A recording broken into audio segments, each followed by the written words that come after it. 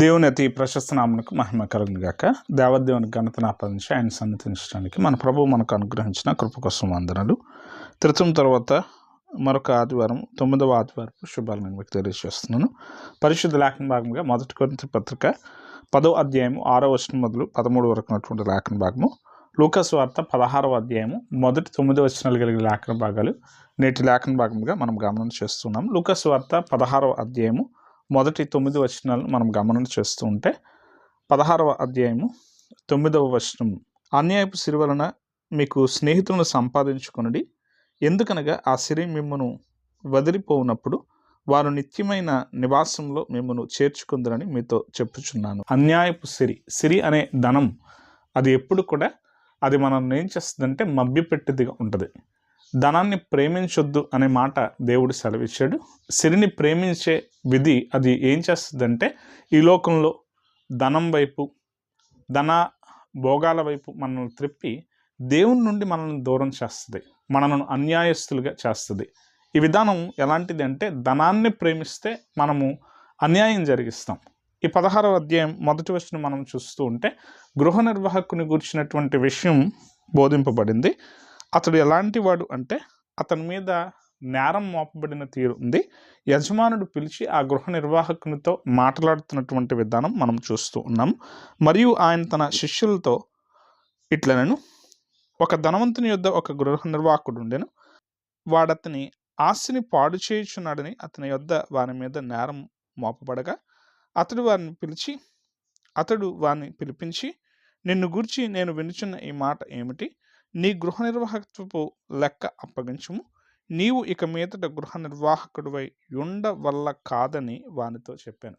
యేసుక్రీస్తు ప్రభువారు ఈ ఉపమానాన్ని చెప్తూ ఉన్నాడు. ఒక గృహ నిర్వాహకుడు ఉన్నాడు. ఆ నిర్వాహకునికి యజమానుడు ఇచ్చిన బాధ్యత తాను ఏం చేస్తున్నాడంటే దానిని సరిగా తాను జరిగించటం లేదు, అన్యాయం చేస్తున్నాడు. తన సొమ్ము తన చేతిలో పెట్టి, గృహ నిర్వాహకుడు అనే మాట మనం గమనం చేస్తూ ఉంటే ఇంటి మీద ప్రధాన దాసుడు, తన ఇంటిలో నమ్మకమైనటువంటి వ్యక్తికి దాసులందరి మీద కూడా అధికారాన్ని ఇచ్చి ఒక ప్రధాన దాసునిగా తనను ఉపయోగించేటువంటి విధానంలో తన మీద ఉంచిన నమ్మకత్వాన్ని చూపించుకునే తీరు కొరకు ఒక బాధ్యత అప్పగించినటువంటి స్థితి ఆ గృహ నిర్వాహకునిది. అయితే అతడు ఏం చేస్తున్నాడు అంటే అతని మీదకి వచ్చిన విధానం ఏమిటంటే తాను చేస్తున్న ప్రతి పనిలో కూడా అన్యాయం ఉంది. ఇతని సొమ్మును సరిగా తాను ఏం చేస్తున్నాడంటే ఉపయోగించకుండా అన్యాయం చేస్తున్నాడు. అంటే తాను ఎక్కువ సంపాదించుకుంటున్నాడు, చేయాల్సిన పని తక్కువ చేస్తున్నాడు, యథార్థపరుడుగా తాను లేడు. కనుక తన గూర్చిన నేరం మోపబడిన విధానాన్ని బట్టి ఇప్పుడు నీకు ఇచ్చిన సొమ్మును గురించి, నువ్వు చేసిన పని గురించినటువంటి లెక్క నువ్వు అప్పగిప్పాలి అనే మాట యజమానుడు చెప్తే తాను ఏం చేస్తున్నాడంటే ఇప్పుడు తాను చేసింది అన్యాయం కనుక తాను ఏం చేస్తున్నాడంటే ఇప్పుడు ఖచ్చితంగా నా ఉద్యోగం నాకు నుండి పోతుంది, నా ఉద్యోగం పోయిన తర్వాత కూడా నేను ఒకవేళ ఇబ్బంది పడకూడదంటే ఇప్పుడు నేనేం చేయాలి అని ఆలోచన చేసి ఎవరైతే ఆ యజమానునికి అప్పున్న వ్యక్తులు ఉన్నారో వారి దగ్గర 100 రూపాయలు అప్పు ఉంటే ఆ చీటిని మార్చి 50 రూపాయలుగా, అక్కడున్న విధి అదే చెప్పబడుతుంది. ఏ విధానంలో ఉన్న ప్రతి వారిని కూడా ఇప్పుడు తిని ఏం చేస్తున్నాడంటే అన్యాయం ద్వారానే తాను చేస్తున్న పని న్యాయం అంటే కాదు, ఈ సొమ్ము ఎవరిది అంటే తనది కాదు, అయినా కూడా తాను ఏం చేస్తున్నాడంటే ఇప్పుడు ఆ అన్యాయం చేత మనుషులను సంపాదించుకుంటున్నాడు. ఈ విషయం అంతా యజమానునికి తెలుసు. ఇక్కడ ప్రభు ఈ ఉపమానం చెప్పేటప్పుడు ఆ యజమానుడు ఏం చేస్తున్నాడంటే తనను మెచ్చుకుంటున్నాడు. వాస్తవానికి జరిగించాల్సిన పని ఏంటంటే తనను ఆ పనిలో నుండి తీసివేయాలి. ఇక నువ్వు గృహ నిర్వాహకుడిగా ఉండవు అనే మాట చెప్పేసిన తర్వాత తాను చేసిన పని ఏంటో ఆ యజమానుడు చూసి తాను చేసిన కార్యం ద్వారా యుక్తిగా తాను చేసిన కార్యం అనే మాట చెప్తున్నాడు. 8వ వచనం చూస్తుంటే అన్యాయస్తుడైన ఆ గృహ నిర్వాహకుడు యుక్తిగా నడుచుకునని వాని యజమానుడు వాని మెచ్చుకొనెను. వెలుగు సంబంధుల కంటే ఈ లోక సంబంధులు తమ తరము బట్టి చూడగా యుక్తిపరులై ఉన్నారు. ప్రభువారు ఈ మాట చెప్పే అప్పుడు మనం జ్ఞాపకం చేసుకోవాలి, యజమానునికి సమస్తం తెలుసు, ఆ సొమ్ము తంది కాదు, ఆ సొమ్ము యజమానుడిదే. ఇప్పుడు ఆ 100 రూపాయలు 50 రూపాయలుగా మారిస్తే నష్టం ఎవరికంటే యజమానుడికే. అయినా కూడా యజమానుడు ఏం చేస్తున్నాడంటే ఇక్కడ ఆ పనివారిని మెచ్చుకుంటూ ఉన్నాడు. వాస్తవానికి మనము ఆలోచన చేస్తూ ఉంటే ఈ గృహ నిర్వాహక బాధ్యత అనేటువంటి స్థితి గ్రీకు పదాన్ని మనము గమనం చేస్తున్న వేళ ఇక్కడ ఇకోనోమోస్ అనేటువంటి పదాన్ని వాడిన తీరు ఉంది.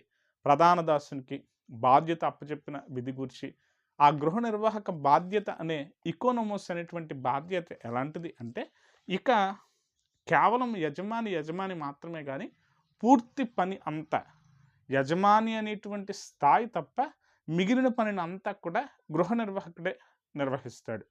ఫరో ఎలా అయితే యోసేపుని గురించి మాట్లాడేటప్పుడు, నేను సింహాసనానికి మాత్రమే రాజుగా ఉండేటువంటి తీరు గాని, నీవు జరిగించాల్సిన ప్రతి కార్యాలలో ఒక రకంగా నువ్వే రాజువి అనే మాట చెప్తాడు. ఇక్కడున్న గృహ నిర్వాహక బాధ్యత కూడా అలాంటిదే. ఈ పని చేసే అప్పుడు తాను ఎలా అంటే, వాస్తవానికి అక్కడ తాను తన ఉద్యోగాన్ని కోల్పోయినా కూడా మనుష్యుని సంపాదించుకున్నాడు. ధనంతో మీరు చేయాల్సింది ఏంటి అంటే ఇదే చేయాలి. ధనాన్ని ప్రేమిస్తే, ధనాన్ని స్నేహిస్తే మీరు మనుషులను సంపాదించుకోరు. ధనాన్ని స్నేహిస్తే మీరు బంధాలను కోల్పోతారు, మనుష్యులను కోల్పోతారు. మీ స్వార్థాన్ని మీరు ఆలోచన చేస్తూ ఉంటే మీకున్నటువంటి విధానంలో ఎదుటివారిని తోలనాడతారు. ఎదుటివారిని మరింత నొప్పించేవారుగా ఉంటారు. మీకు మీరే ఎప్పుడు కూడా సరిగా ఉన్నాము అన్నట్టుగా ఆలోచన చేసి ఎదుటివారిని ఎప్పుడు తక్కువగా చూస్తారు. ఈరోజు మనము ఆలోచన చేయాలి. ఆ స్వభావం కంటే మీరు అన్యాయపు సిరి వలన మీరు సంపాదించుకోవాల్సింది మనుషుల్ని. ఎలా సంపాదించుకుంటాం అంటే, ఎదుటివారికి కష్టం ఉన్నప్పుడు నీ ధనాన్ని కూడా ప్రేమించకుండగా వారి కష్టానికి ఉపయోగపడేటట్టు నీవు ధనాన్ని సాయం చేస్తే, నీవు కనికరిస్తే, నీవు ప్రేమ చూపిస్తే, నీవు బంధానికి విలువ ఇస్తే, అప్పుడు నువ్వేం చేస్తావంటే నీవు అన్యాయపు సిరి వలన కూడా మనుషులను సంపాదించుకుంటావు. ఇప్పుడు తనకు ఉద్యోగం పోయినా కూడా వారేం చేస్తారంటే, ఇప్పుడు తాను తన పట్ల చూపించిన కనికరాన్ని బట్టి అతనిని తన ఇంట చేర్చుకుంటారు. ఈ విధానంలో తాను యుక్తిగా ప్రవర్తించిన స్థితి ఉంది. ఆలోచన చేయాలి. మొదటి కొరింథీ పత్రిక 10వ అధ్యాయంలో 10వ వచనాన్ని మనం గమనం చేస్తూ ఉన్నప్పుడు, ఈ లేఖన భాగం సూటిగా కొన్ని సంగతులు తెలియచేస్తూ ఉంది.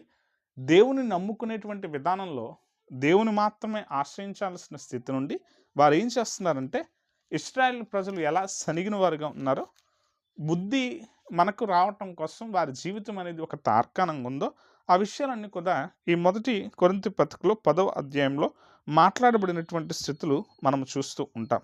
దానిలో మరి ప్రత్యేకంగా ఈ 10వ వచనం చూస్తూ ఉంటే, మీరు సొనగకుడి, వారిలో కొందరు సనిగి సంహారకుని చేత నశించిరి.